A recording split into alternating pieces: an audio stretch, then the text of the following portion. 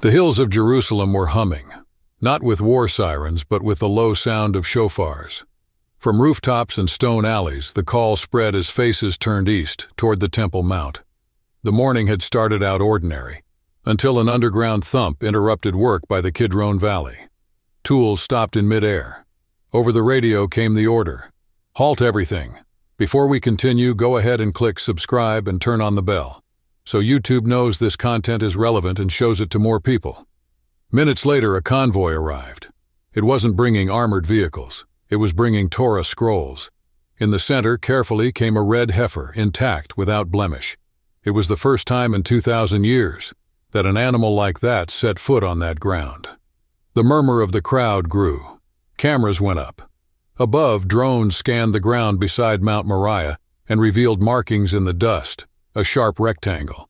The measurements matched the old lines from the book of Ezekiel. What had sounded like theory was starting to take shape as a blueprint. Priests from the tribe of Levi appeared, dressed in garments not seen for generations, rehearsing gestures and recitations. Half-open shops, students at their windows, guards alert on the corners. The whole city held its breath. The conversation changed tone. It was no longer if, but when. Who signed the permits? Where would the first walls be raised? Another shofar blast cut through the air, and for a moment nobody moved, because there, in front of everyone, the third temple stopped being a rumor and became close, and the next step was about to be announced. Since the destruction of the second temple, the city has been waiting for a sign. In a tight courtyard, a man lifts an ancient vial, oil kept for anointing. Beside him, another shows plans engraved on gold sheets, exact measurements. Then the murmur slices through the crowd. The heifer has been approved. The foundation will be laid before the end of summer. Dust rises from the valley, prayers rise with it, and a question settles in the air. Have the final preparations for the third temple begun right beneath our feet? For decades, the Temple Institute worked in silence. Many called it symbolic. Others saw it as fringe. But behind the storefront in Jerusalem, blacksmiths, goldsmiths, and scribes followed a plan. Instruments took shape with precision. The plans born from Ezekiel's visions were scaled up. Altars carved from limestone, harps tuned to ancient tones, garments woven according to prescribed instructions. Nothing left to chance. It wasn't a collection for display cases. It was a set designed for a moment. That moment, they say, now brushes the surface. In 2022, 5 red heifers crossed the ocean, from Texas to Israel. Each one unmarked, never yoked, kept under rabbinic supervision. Since then, vigil and expectation have mingled. Before we continue, click subscribe and turn on the bell, so YouTube knows this content is relevant and shows it to more people. For 3 years, a small herd was kept quietly. Each animal inspected in daylight, magnifying glass in hand. The goal was straightforward and austere: preserve purity. Now, in mid-2025, at least one has remained untouched. The existence of this single specimen opens a door many thought was locked: the purification rites of Numbers 19. Without it, priests can't serve. The temple doesn't operate. With it, ancient gears start turning again in the present. Meanwhile, satellite eyes record rectangular dig sites on the edges of the Temple Mount. Open-source analysts released the images, and independent researchers at Tel Aviv University confirmed soil tests looking for compatibility with ashes and purification protocols down to the molecular level. On the diplomatic chessboard, Israel denies little and confirms almost nothing. In a closed-door meeting at the Knesset, the phrase "according to prophecy" came up once and then silence. Sources close to the Sanhedrin speak of ceremonial rehearsals already underway. Across the Mediterranean, reactions are piling up. Iran calls the move a provocation. Turkey warns of a spiritual war with no return. Between statements and denials, the steps remain restrained yet steady. Week after week, quiet signs come back, as if a script were being carried out off stage. No grand announcements, just the steady march of preparations that, without fanfare, moves forward. The question is no longer whether there will be a third temple, but how long until the first stone touches the ground. At the center of this expectation is an animal that barely appears in the Bible, but sets ancient gears in motion: the red heifer. In Numbers 19, its ash is the condition for ordinary life to cross the threshold into the sacred again. Without that rite, the temple's machine stalls. With it, purity and mortality meet in the same dust, burned and kept like a key. Before we continue, click subscribe and turn on the bell, so YouTube knows this content is relevant and shows it to more people. Jewish tradition counts 9 approved heifers across history. Rabbinic texts say the 10th will appear in Messianic times. That count keeps eyes turned to northern Israel, where a few animals live under discreet watch. They're almost 3 years old, the exact age for the sacrifice. Every hair is examined, combed, counted. Not even 2 hairs can be anything but red.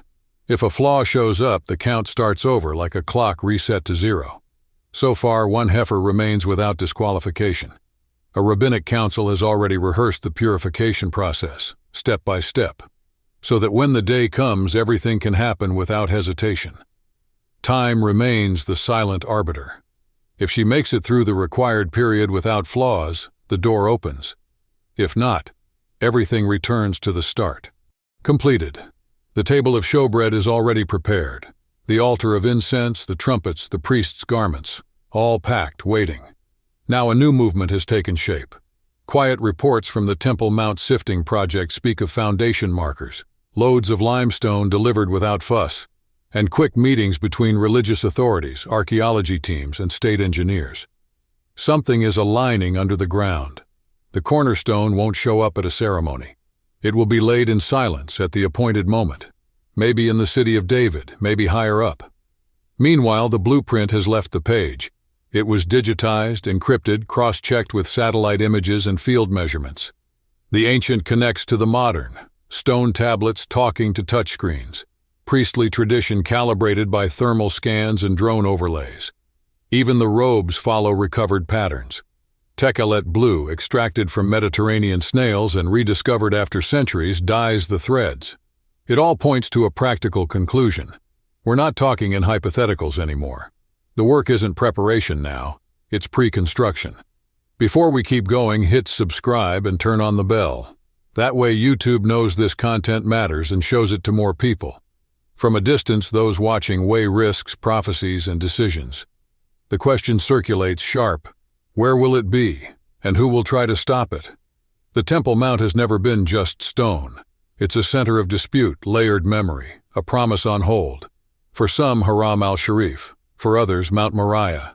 Under the plateau, considered sacred, seismic sensors record faint pulses, probably tied to construction. Israel stays quiet. From Jordan, hard messages echo. From Iran, threats. And still, boots move in silence along the southern edge of the mount. Behind locked doors, rabbis of the ancient Sanhedrin murmur blessings. Security beefs up shifts. At the Temple Institute, ritual instruments move toward the old city.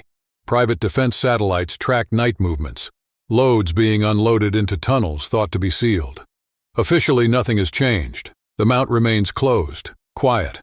But something vibrates in the invisible. Prophecy speaks of return, sacrifice, and altar, and the place disputed seems marked for a time. Tension rises. Zechariah described Jerusalem as a dizzying cup for the nations, with the mount as a trigger, not necessarily for war, maybe for revelation. Now, signs line up. The red heifer is ready, the blueprint rests on the table, and the mount watches. In the silent air, the question persists. Who will cross the threshold first? The builders or the destroyers? Raising a temple, there isn't stacking stone, it's lighting a fuse. In the intelligence backrooms, Mossad notes and defectors' confessions circulate. Tehran watches the Temple Mount more closely than certain nuclear complexes. Why? Because the third temple, for many, isn't a building. It's a sign that a people is getting ready to restore something ancient, sacred, capable of reigniting the prophecy itself. Before we keep going, hit subscribe and turn on the bell. That way YouTube knows this content matters and shows it to more people. For many nations, the dispute isn't faith, it's authority. Who decides where holy ground begins and who has the power to touch it? In that tense field, a friction that doesn't let up appears. On one side, Levites get ready for rites, red heifers kept under strict halachic rules, trumpets tuned for ancient calls. On the other, drones slice the sky. On the UN floor, warnings ring out. Minarets in Tehran and Damascus amplify calls to holy war. Fury grows, and Jerusalem stands. Meanwhile, Ezekiel's vision stays lit in the minds of those watching. A temple not born of negotiation, but of decree. The mystery deepens. In the layers of Israel's defense network, simulators run scenarios. What if a missile, an assassination, a chain detonation gets sparked by a stone laid too early, or in front of cameras? The sacred and the strategic now share the same perimeter. No one knows when the line will be crossed. Not generals, not rabbis, not prophets. Only one certainty holds. When the altar rises, the world will react. The altar is called the heart of the temple, and some say it has started to pulse again, made of rough stones as the Torah commands, with no iron to wound them. It's already been tested in the desert, once raised in the shadow of the Negev, and today it rests quietly in Jerusalem, waiting to take its rightful place. The altar has a non-negotiable prerequisite: purification. That's where the red heifer comes in. Of the 5 brought from Texas in 2022, at least 2 have reached the required age. Pure, without defect, never under a yoke, without marks, watched and inspected hair by hair. They aren't just animals.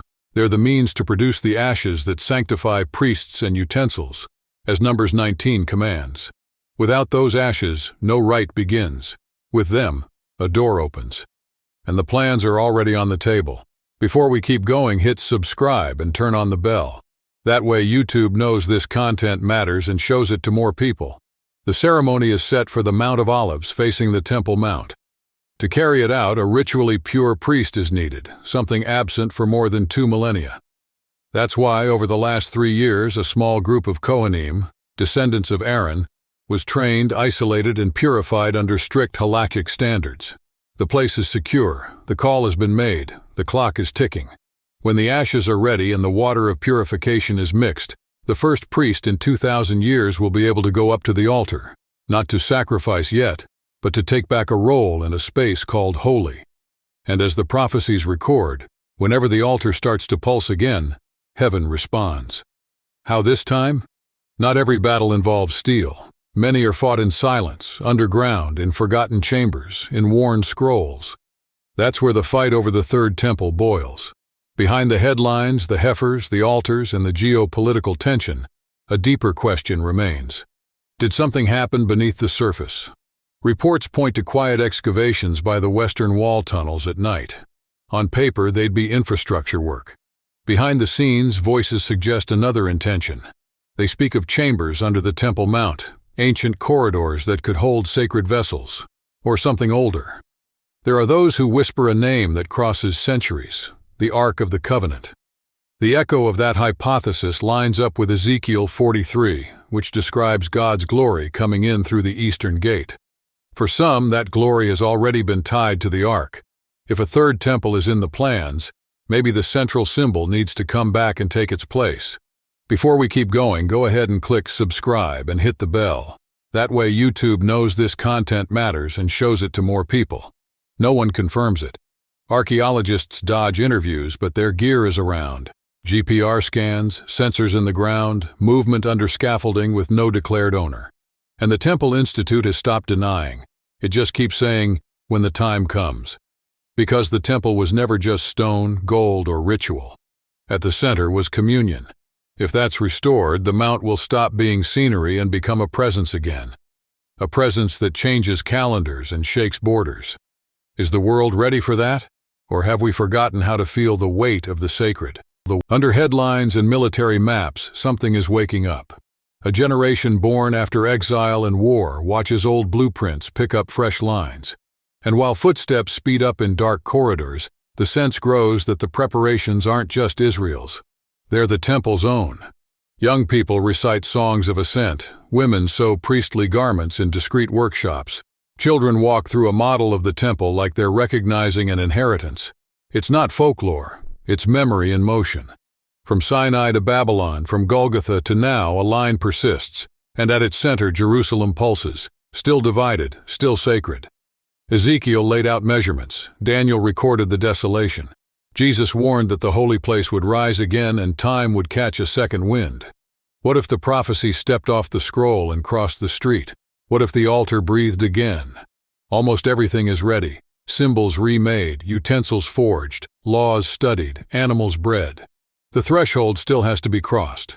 One sacrifice, one ceremony, one block, and the line between calendar and eternity seems to thin. Are we at the start of restoration or staring at a countdown? While some look for thunder, in Jerusalem a lot starts quietly. On the southern summit, in the morning light, a small group in white works in silence. No spotlights, no parade. Dust, stone, held breath. They align, set, secure. A cornerstone, cut with precision and engraved with ancient prayers. It's not decoration, it's foundation. Maybe the first step toward a third temple. There's no press release, no global broadcast. Even so, the wind shifts. From Ezekiel to Zechariah, the prophets speak of a raising that doesn't depend on force or conquest, but on obedience, reverence, and a set time. Before we keep going, go ahead and click subscribe and hit the bell. That way YouTube knows this content matters and shows it to more people. Maybe this is the decisive moment. The dome still stands, the tensions haven't eased, and even so, something older than politics is moving, like an ancient tide. It's not just a people trying to raise a temple. It's the idea of heaven and earth closing the gap. It's a millennia-long timeline turning to the last pages. The expectation of the Messiah, long awaited or at the door, seems to be taking shape. The red heifer has already been selected. The altar has gone through rehearsals. The priests have been trained. The base can be set. If this topic stirred you, take a breath. The journey is just getting started. In the next chapter, we'll be back to decode the signs, separate facts from interpretations, and figure out what all this could mean right now. If you liked it, drop a like, share it with someone who's going to freak out about this, and subscribe so you don't miss the next part. Thanks for sticking around. We'll see you in the next video.